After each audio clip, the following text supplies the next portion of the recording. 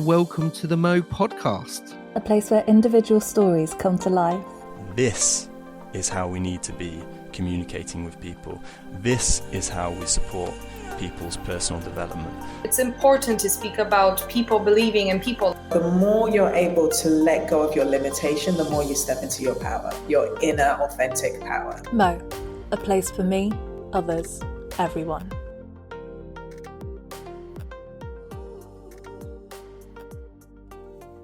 Hi everybody and welcome back. So today's episode is actually a little bonus episode hosted by the lovely Alex Smith and the wonderful Sean Tillman, who will be talking to you about all things mental health first aid. I hope you enjoy and perhaps it'll prompt you to sign up to one of our courses. Welcome, Sean, to the MOE Podventures. Sean is the lead trainer of the mental health first aid course. Sean, would you introduce yourself for us in that MOE way that doesn't use numbers, job titles, or your relation to anyone else? Yeah, absolutely. Thank you so much for having me. My name is Sean Tillman, and I think I'm quite a joyous person. And I also feel like I'm a huge advocate when it comes to mental health, which is why I'm here. I've had a long journey with it, ups and downs, for a lot of my life, but I've gotten to a place where I feel great and I like helping other people. That's a huge core of my personality, is just helping other people. It's why I got into coaching through MOE originally.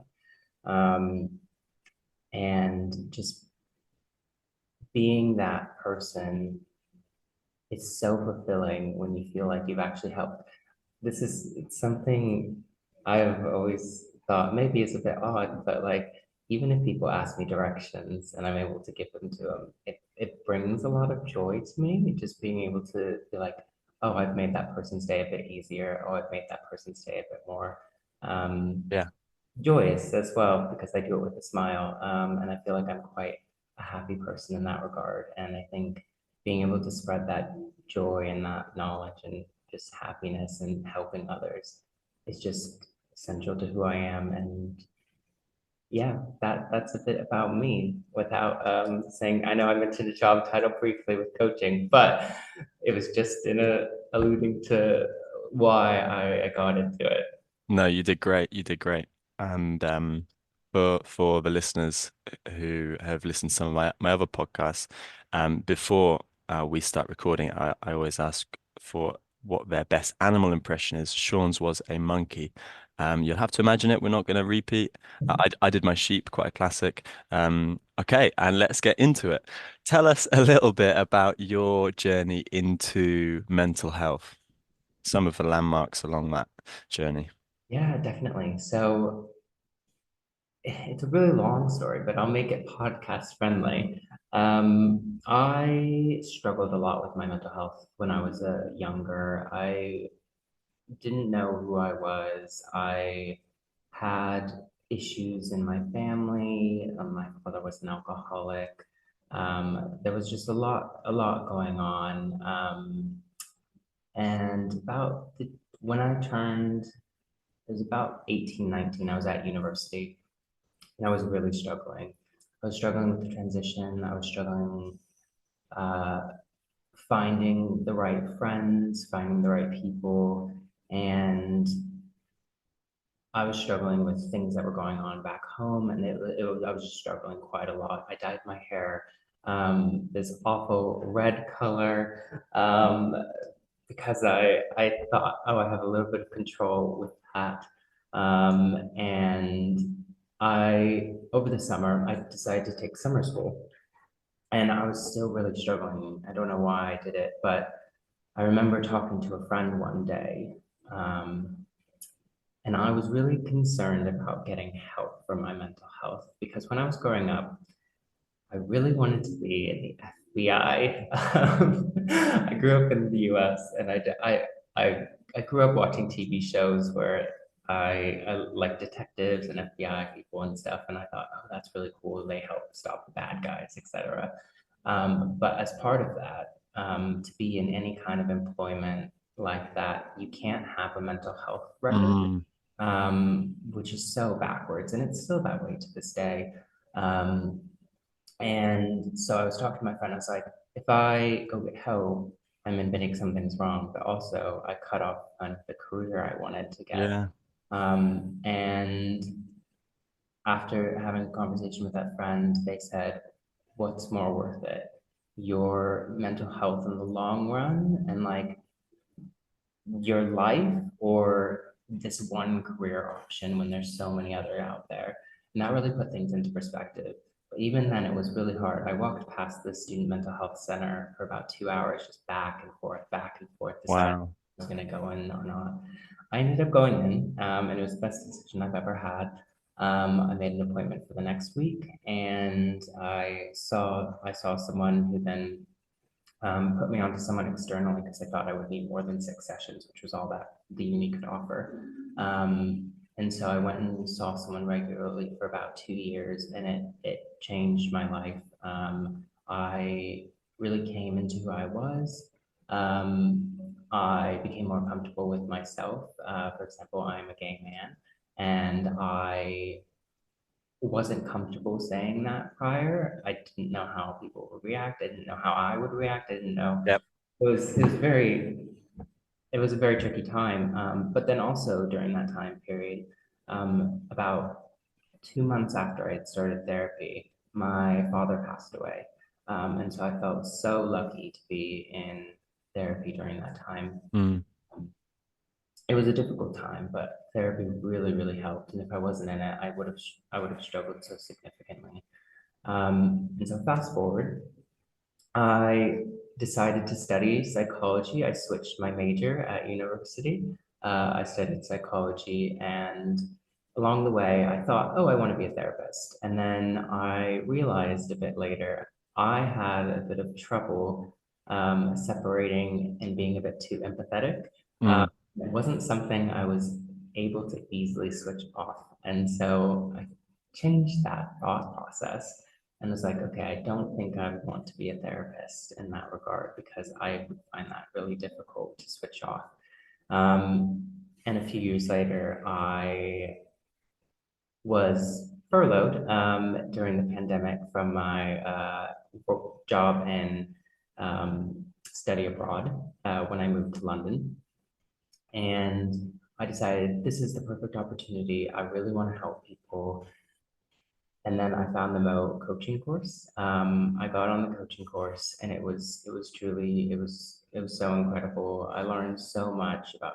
I used to think coaching was just you kind of tell people what to do and help them sort out their life, which I think is a lot of people's misconception.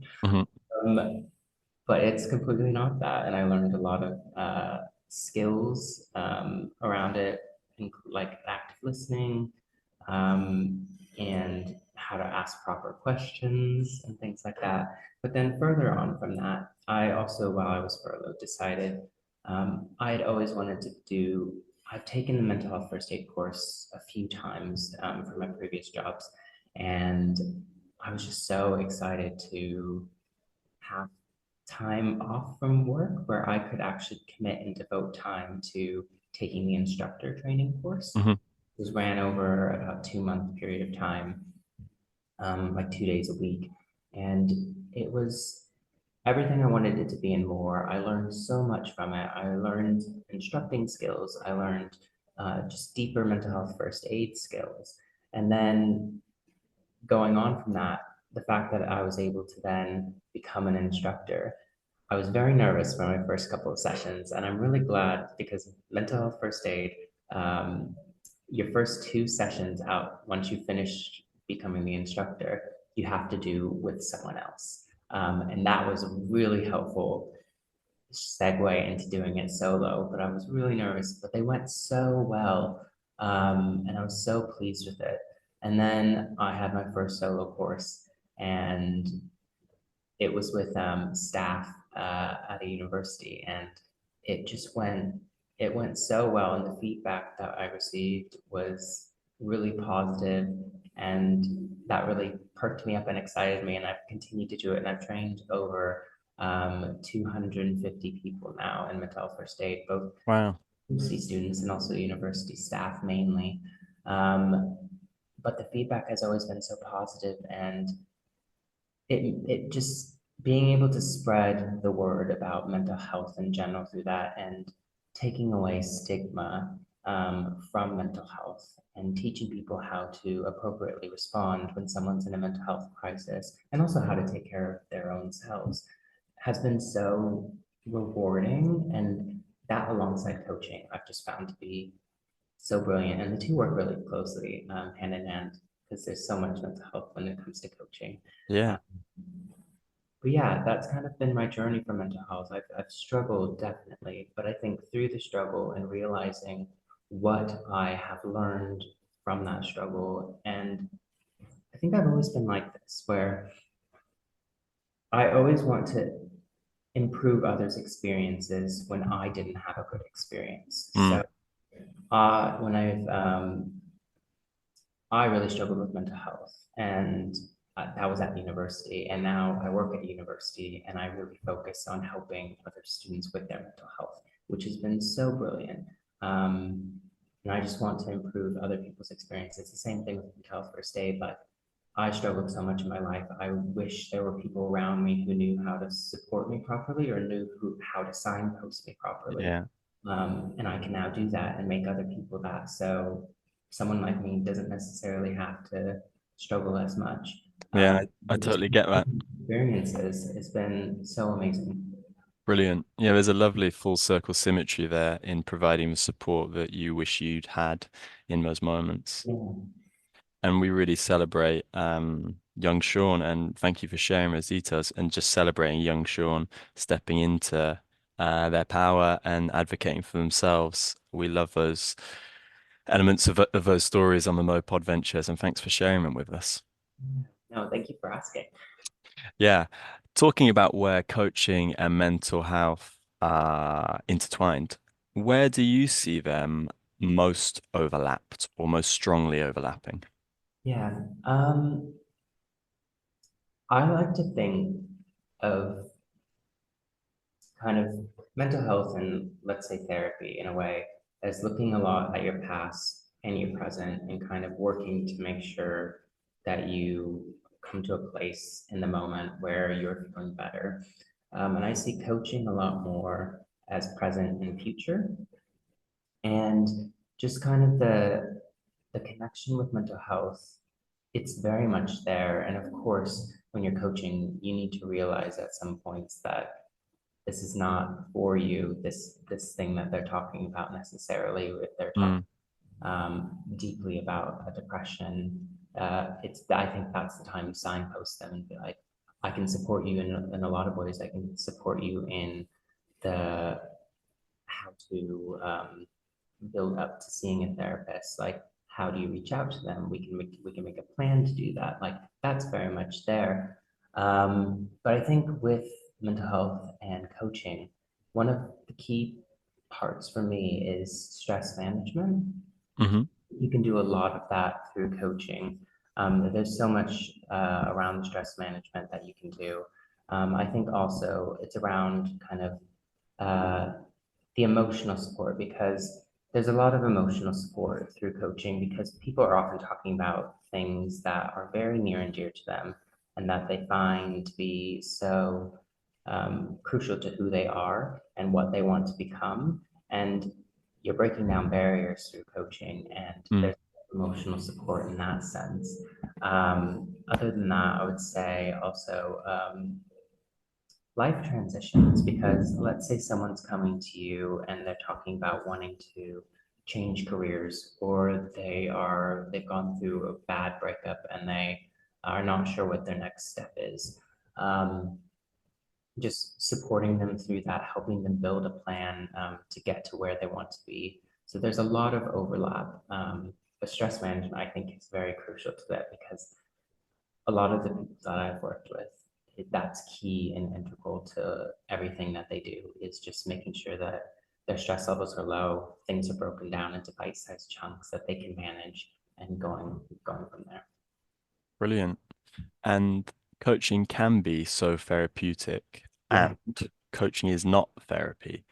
And how can we tread that line as coaches when so much of what coachees will bring to our sessions will have some element of stress or mental health or some element of their well-being wrapped up in it? It's a really good question, and something that I continually have to think about, because you never know when it's going to pop up. Uh, One thing I've really noticed is that just listening, and just being there and just being that like supportive ear, during a coaching session can be incredibly helpful. And sometimes all people need is to vent. Mm, That sometimes is all it is. And like through the mental health first aid training, you learn a lot about active listening, how to actively listen. There's a lot of practices around it, why it's important.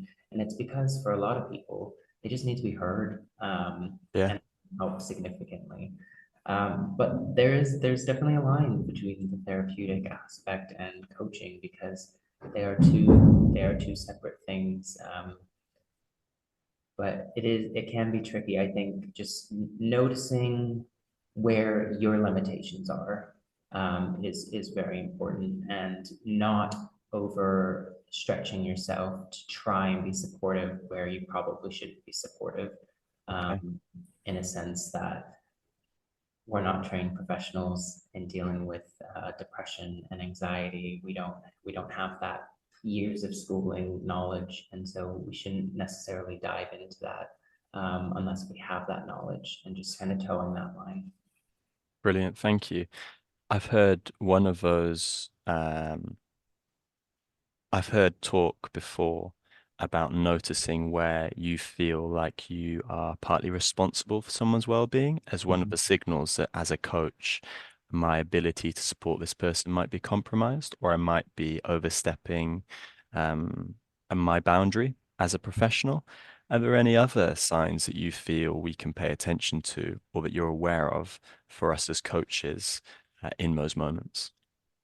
I think I think some form of a boundary to think about is if you think about something that they've said quite a bit after the session, if something's worrying, like, of course, like, do what you need to do. If you need to escalate it in some way, absolutely. But at the same time, if you're thinking about it quite a lot after, I think that's a note to self that Mm, this is not something I should be dealing with. It's infringing too much into my life, and just building that boundary there. Also, just making sure that this person doesn't have unfettered access to you as well. Because I know that sometimes when people are struggling, and they could see a coach as a crutch when they're not supposed to be a crutch. They're yep. supposed to be there as, someone who is helping guide them so that they can eventually get to a point where they they can do things on their own. Coaching is not supposed to be infinite. It's supposed to be for a set amount of time. Mm. Just if you have that unfettered access, or you continue to, coach for a longer period of time than one should, I think those are some of the kind of warning signs. Yeah.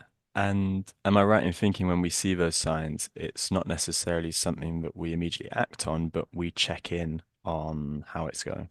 Yeah, definitely. I think checking in is always a good point of call, especially with the person, just to see where they're at as well. I think there's been a point where I've had, someone who I've coached for a while, and at a point I realized, am I being a crutch right now, or am I actually being able to support them in the way that they need, and so that they can do things on their own outside of just with me? Yeah. And I had to check in with them, and that wasn't the case, fortunately. But I think it was really good for me to check in at that time, because I felt like I wasn't so sure, and I didn't fully feel in control in that moment, because I wanted to make sure that boundary was there, but I just wasn't sure. And I think checking in is one of the most valuable things you can do. Brilliant. And I'd like to add that for me, that check-in can be something I do personally with myself, or also something I do really openly and transparently with my coachee. Yeah. And thinking about the collective conversation, the global collective conversation around mental health at the moment, what big topics or emerging ideas are there that you're aware of that are coming out at the moment? I would say there's a lot around youth mental health that's being talked about because, and this is something MHFA England as a entity has preached for a long time. Preventative is best. It's so important because I mean, the government likes to think of it in terms of money. And so the more money that you can save, the better, which preventative would, and it would be more money up front, but in the long run, it would save a lot more money because mental health and physical health are so intrinsically intertwined that a lot of things can happen if poor mental health in the future. But just kind of on preventative things for the youth and getting things in place in schools, getting things in place at universities, just so that young people signs are recognized a bit more because they're not always caught by teachers, and that's because teachers aren't trained professionals in mental health necessarily, and that's okay. It's not their job, but just getting people in place and also getting that training out there in general as well. There's a youth mental health first aid course that they're in the process of revamping. It's currently it's a great course just generally, but there's kind of a lot of changes happening around that because there's a lot more information coming out from various research institutions about kind of youth mental health and why preventing mental health from getting to such a bad place is so helpful in just preventing kind of generations from falling into traps. Yeah. Thank you. And just on a personal level, what's the most important thing to you that the world knows about mental health? What would you like to share with the world? Yeah.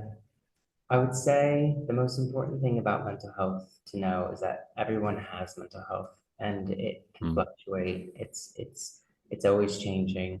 But I think something really crucial is that it's important that we look after ourselves before we look after others because you can't fill from an empty cup.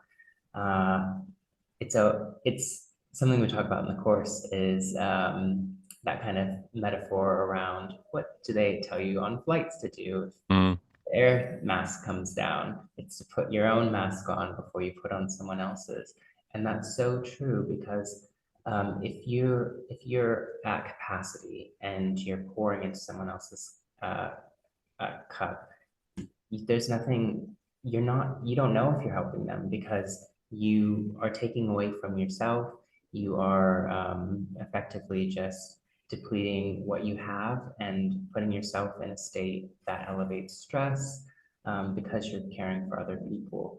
And if you don't have that, it's not it's detrimental to your health. We talk about a stress bucket in the course, and essentially you pour a little thing in, like let's say your dog was attacked on the common, that stress to the bucket. Let's say you got a bad review at work, that adds stress to the bucket. Let's say you burnt your toast, that adds stress to the bucket. Every little thing adds stress to the bucket, and everyone's bucket is different. Very different from one another, depending on a lot of different factors, genetic, how you grew up, etc. But when it gets to the top, it leads to emotional snapping, and it can lead to fight, flight, or freeze as well, and it just can lead to emotional shutdown, which isn't great. And so when the stress bucket fills up and it leads to that, you need to think about, okay, I didn't implement enough helpful coping strategies. What can I do next time? And think about, oh, maybe I can exercise. That always makes me feel better. Oh, I could watch this movie. That movie always puts me in a good mood. Something along those lines. But it's so important to take care of yourself before you take care of other people because it just leads to complete depletion sometimes.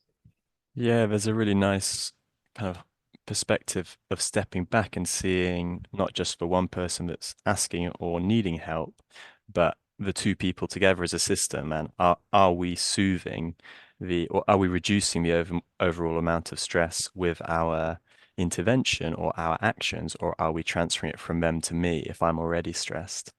And it occurs to me as well that in how we hold space for other people in those moments, if we are at or close to our capacity or our stress limits, that's going to come across in how we hold that space or how we are able to care for them in those moments too. And we might end up, yeah, caring for them in a way that is also at some level triggering, or is also at some level not acknowledging some of the context there.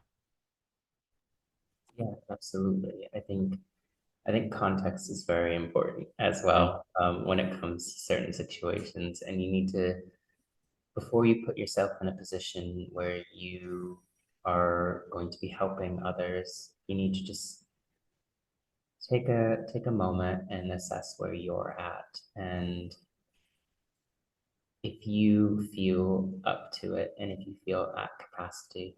And sometimes, for example, I've been stressed, but not to the point where my stress bucket is almost at capacity, where I've done a course and it's been great still. It's managing that stress and making sure that it can be,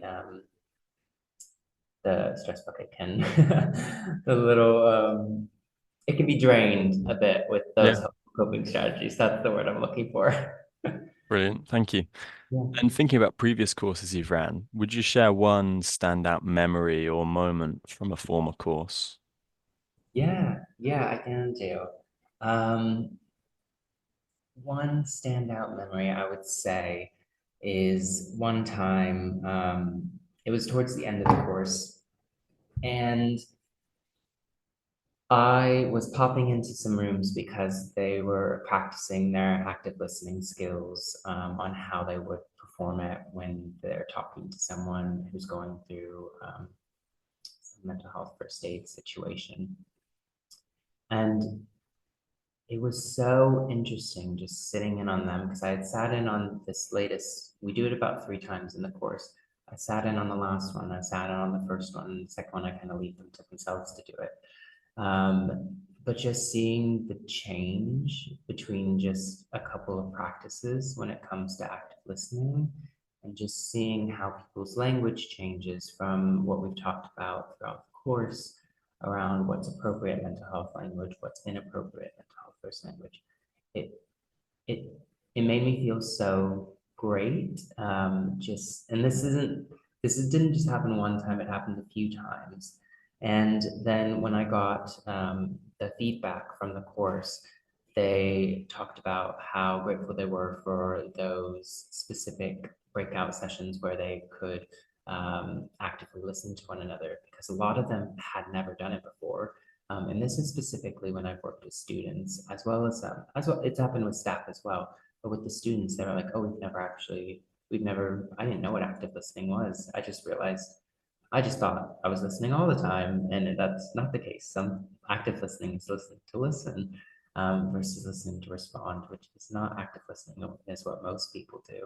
And just getting that feedback through, and how proud they were of it was really, it lit up my eyes, which, was really great. And then I even got a message afterwards from, a couple of students where they're like, I've just started actively listening quite naturally, when I've been talking to my mom or I've been talking to my roommate. And I'm like, oh, that's great. You don't have to do it all the time, but no, it is really great to hear that you have worked it into kind of your life and you're using it to improve your relationships with other people by actually listening to listen. And I think just kind of spreading that knowledge and to others, and it's kind of like with Mo. How it's that ripple effect, me, others, Mm, everyone.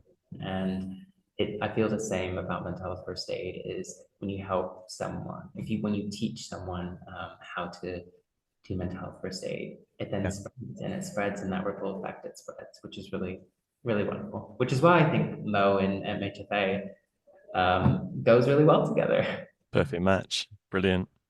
And thinking as someone who hasn't completed the course and as someone who's really interested in the course, what is most useful for me and other future participants to know before they join one of your mental health first aid courses?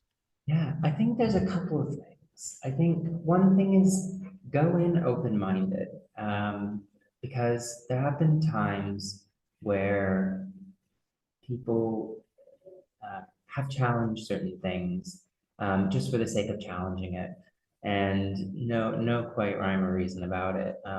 But I think if you go in with an open mind and you ask really thoughtful questions, please ask questions. That makes the course so great, and also bringing yourself to the course, because while we don't make anyone do anything, it is a very interactive course. In a sense, we like to hear from others. We like to hear opinions. We like to hear your stories if you're willing to share them. Well, I will say it isn't a therapeutic space, but the stories that people bring, I think, are often very powerful in getting the point across. And of course, I only have so many stories from my own personal repertoire. So having other people bring their stories when maybe they've dealt with something or they know someone close to them who has Yeah. health issue is really great. So I think those are kind of the two main things: is to just come in with an open mind, ask questions, and also bring yourself. Awesome. Brilliant. Thank you very much. And we're going to wrap the conversation there. The mental health first aid course is 4 3-hour sessions over 2 weeks. And we'd love for you to get involved with Mo and Sean's course. Big thanks for joining us, Sean. And we'll see you on one of your courses. Awesome. Thank you so much for having me, and I look forward to seeing you all on a course. Cheers. Goodbye. Bye. Wow, fabulous episode as ever, and what a lovely chat between Alex and Sean. So important that we look after ourselves along the way of looking after others, and beautifully illustrated by that lovely metaphor about looking after your oxygen mask before you look after someone else's. Now, if you'd like to sign up for the course, then please do head over to our website. You can find all the details you need. That's www.mofoundation.com. Or you can contact Jane at mofoundation.com. We look forward to seeing you there.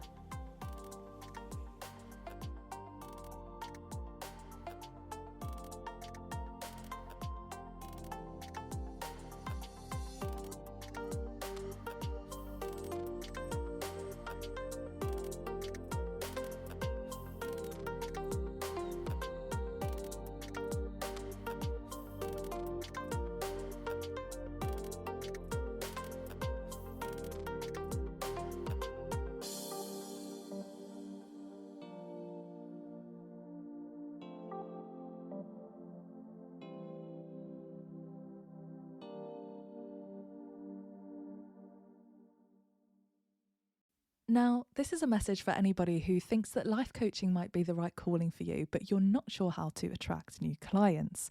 So on the 17th of April, we will be having our next Mo Digital Academy. Keely Vuong White, the founder of Kia Ora Coaching, is going to be talking to us about how to attract clients as a new life coach, a 90-minute long introduction to marketing. Now, she's had a fantastic life and has spent 15 years in international corporate marketing and has also learned a thing or two about setting up a business. And she's also done her coaching with the Mo Foundation. So she's going to be running a fantastic workshop. We hope to see you there. If you're interested and you'd like to register, then please find more information on our website. That's mofoundation.com/calendar. Thanks so much, and we will see you there.